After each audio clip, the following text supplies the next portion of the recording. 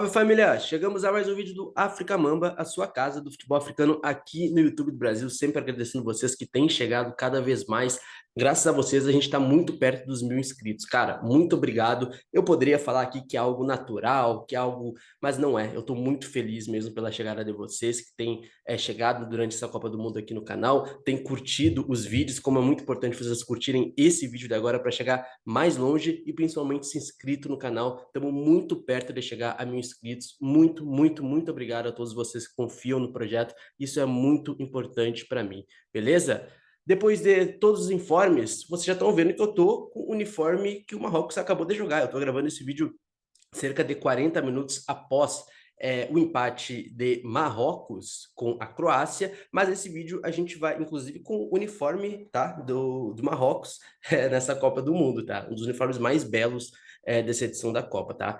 Apesar de eu estar com o uniforme do Marrocos, a gente também vai fazer um combo aqui e vai falar de outra seleção do norte africano, que é a Tunísia, uma seleção que jogou ontem contra a Dinamarca. A gente vai fazer uma análise bem resumida, tá? Com alguns elementos sobre os resultados dessas duas seleções do norte africano, começando pela Tunísia, né? Que jogou contra a Dinamarca. A Tunísia, que costuma ser o patinho feio entre os representantes africanos nessa Copa do Mundo, mas muito ao contrário do que vários analistas e comentaristas imaginavam, e não vocês que acompanham o canal desde antes da Copa do Mundo, a Tunísia foi muito bem organizada contra uma Dinamarca, né, que jogou as quartas de final da última Copa do Mundo em 2018, uma das favoritas aí a surpreender, digamos assim, para além das seleções em destaque, e a Tunísia de Jalel Kadri muito bem organizada defensivamente. Eu disse no meu Twitter, disse em outros momentos que a derrota para o Brasil por 5-1 não era um jogo que poderia ser jogado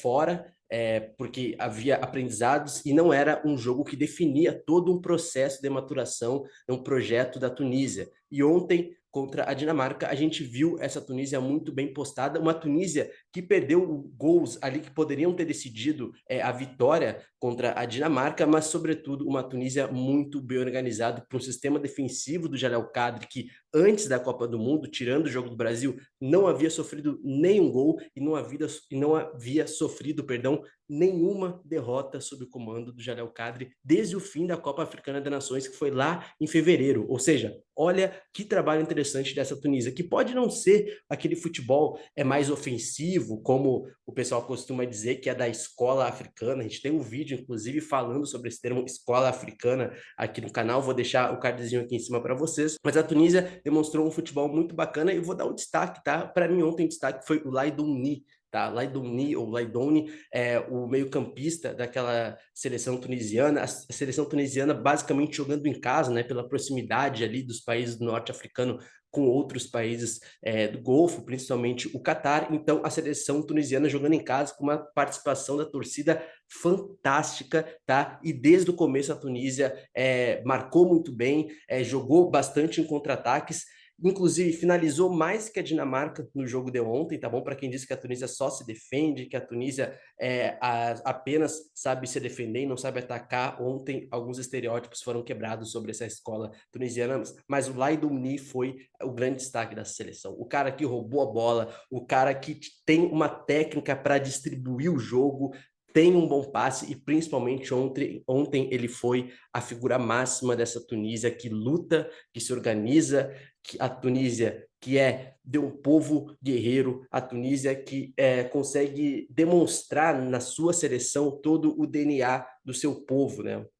Um povo bastante trabalhador, uma seleção bastante trabalhadora, e o Laidouni ontem foi basicamente um guerreiro, um gladiador contra a Dinamarca, que teve um bom jogo também, tá? Muitos analistas focaram muitas análises, principalmente na Dinamarca, mas aqui a gente faz uma análise sobre a Tunísia de Jalel Kadri, que também teve entrado no segundo tempo do Mejbri, né? Um outro jogador que está começando a despontar aos poucos nessa seleção da Tunísia. Ontem jogou mais alguns minutos. O Kasri, que deve ser essa última Copa dele, não entrou no segundo tempo, camisa 10. Então a gente já vê que há um processo aí já de renovação pós-Copa do Mundo para essa Tunísia do Jalel Kadri, mas a Tunísia ontem realmente fazendo um belo jogo e realmente não foi surpresa a organização da Tunísia, não foi surpresa também como essa seleção é muito boa jogando no contra-ataque, é uma seleção muito compacta e, sobretudo, é uma seleção muito organizada, então o empate primordial para essa Tunísia de Jalel Kadri, um grupo difícil contra uma Dinamarca, então é um ponto que deixa a Tunísia só dependendo de si para se classificar para a próxima fase da Copa do Mundo. E vejam só, né, a seleção que é o patinho feio entre as representantes africanas pode ser uma das primeiras classificadas para as oitavas de final da Copa do Mundo. Então, olho nessa Tunísia de Jalel Kadri, para mim, até agora, a principal seleção africana. Vejam só que ironia, hein? A Tunísia, para mim, foi o que mostrou o futebol mais convincente entre as seleções africanas até o momento. Lembrando que eu gravo esse vídeo antes do jogo de Gana e antes do jogo de Camarões, tá? E falando sobre o Marrocos, outra seleção do norte-africano, outra escola de futebol, com o Walid Regragui, um técnico que foi campeão africano pelo Wydad Casablanca na última temporada. A gente já tem vídeo aqui falando sobre os técnicos africanos nessa Copa do Mundo, citando o perfil de cada um também, foi a campo hoje com o seu melhor, né? Foi a campo com o Ziyech, foi a campo com Hakimi, foi a campo com Bono e foi um jogo extremamente difícil. Lembrando também, tá? Assim como a Tunísia enfrentou a Dinamarca, uma seleção que foi quartas de final na última Copa do Mundo, não dá para negar que Marrocos jogou contra a atual vice-campeã do mundo, que é a Croácia, uma seleção muito bem organizada, uma seleção aí que já está basicamente no seu último ciclo daquela geração vitoriosa, digamos assim, né, que chegou à final daquela Copa do Mundo de 2018, e isso não pode ser descartado nessa análise do jogo do Marrocos.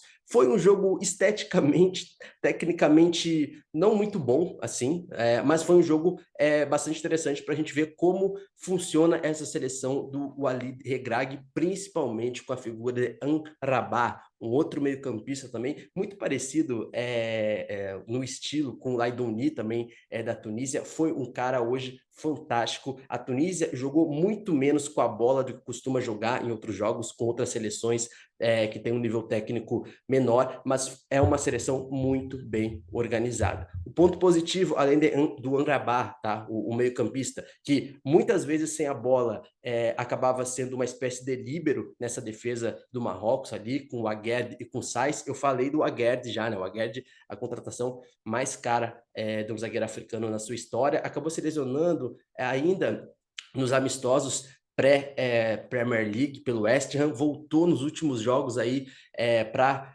ganhar ritmo, para jogar essa Copa do Mundo, mas vocês vão ver muito falar de Aguerd, o jogador que é o substituto natural do Benatia a nível de geração marroquina, e hoje fez uma partidaça. O Aguerd é um jogador canhoto, tem um bom passe, um jogador também que surgiu no futebol marroquino há cerca de 2, 3 temporadas atrás, jogou uma temporada no futebol francês, se destacou e já foi jogar a Premier League. Então, essa seleção defensivamente, principalmente, importante destacar, tá? Além do Amrabat, além do Aguerd, outro grande destaque, talvez o grande destaque junto com o Amrabat é Bono, um goleiro fantástico, um goleiro também que teve, digamos assim, sua nascença no Canadá, tá? Mas ele fez também basicamente toda a sua categoria de base no Wydad Casablanca, uma das maiores equipes do futebol marroquino, fez todo o seu processo de formação no Marrocos também, e hoje fez uma partidaça, fez pelo menos 2 defesas difíceis ali, que poderiam ter sido o gol da Croácia, e para mim, ele é um dos grandes destaques desse Marrocos, que sabe, por exemplo, jogar com grandes seleções.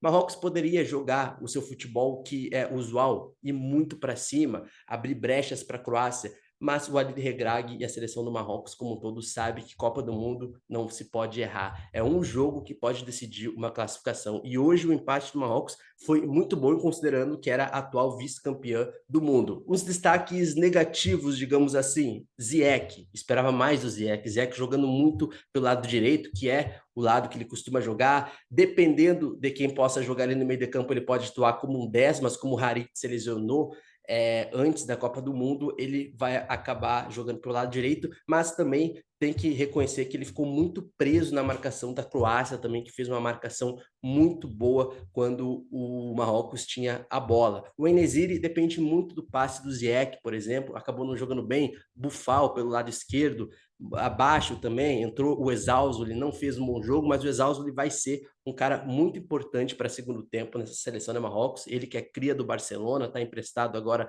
ao Osasuna, também da Espanha, e deu para ver que o jogo do Marrocos apostando muito, tá, nas investidas entre Ziyech, né, e Hakimi, um outro belo jogador, um dos melhores jogadores dessa geração, que atua muito como ala.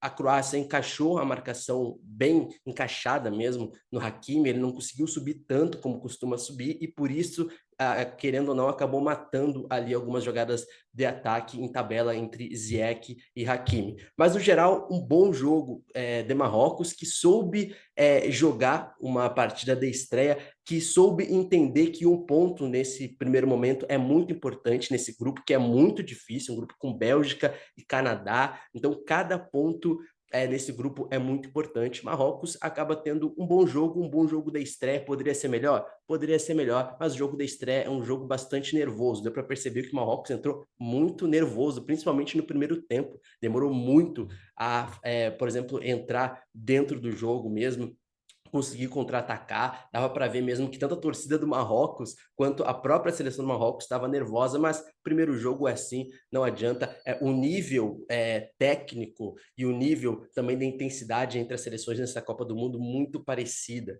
tá? Isso é uma coisa importante da gente falar. Dificilmente a gente está vendo até agora na Copa do Mundo uma seleção que se destaca muito além das outras, pelo menos nessa estreia. O nível da intensidade nessa Copa do Mundo é absurda, tá? E o nível técnico entre as seleções, dependente do continente, tem diminuído cada vez mais. Então, um ótimo resultado do Marrocos, um ótimo resultado da Tunísia, e até agora a Tunísia surpreendendo entre todas as seleções do continente africano nesse jogo da estreia.